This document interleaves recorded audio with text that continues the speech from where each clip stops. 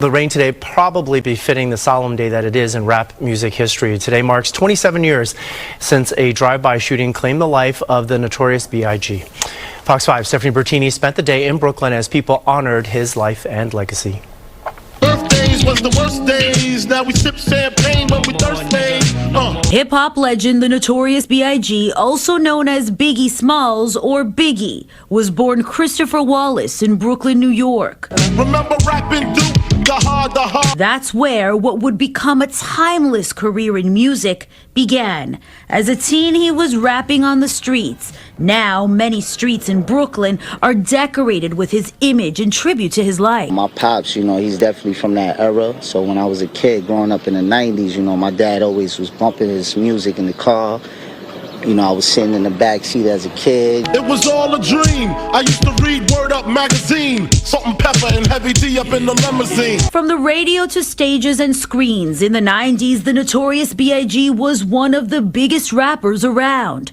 But at just 24 years old, on March 9th, 1997, Christopher Wallace was murdered in a drive-by shooting. His legacy lives on across the world, but especially in Brooklyn. He was like one of the first rappers that represented and rapped about Brooklyn. He played a big part in my life, and I grew up listening to his music. Born and raised in Brooklyn, Peter Marrero owns this building in Bushwick, recently in news headlines because the cannabis store operating inside under a lease covered a mural in tribute to the late rapper to be in compliance with rules for its state license, the operator said. The decision was ultimately reversed.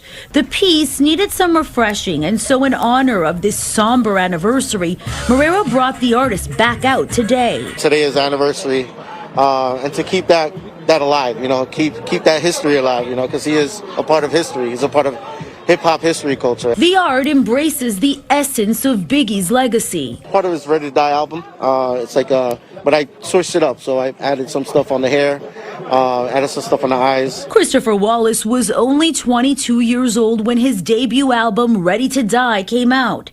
It would be the only album released during his lifetime, and it's known as one of the greatest in the history of hip-hop. Say keep me pissy, girls used to diss me. Christopher Wallace was born in 1972, the son of Jamaican parents. He married Faith Evans just years before he died. He had 2 children. Damn right, I like the life I live, 'cause I went from negative to positive. That drive-by shooting that took his life was in Los Angeles.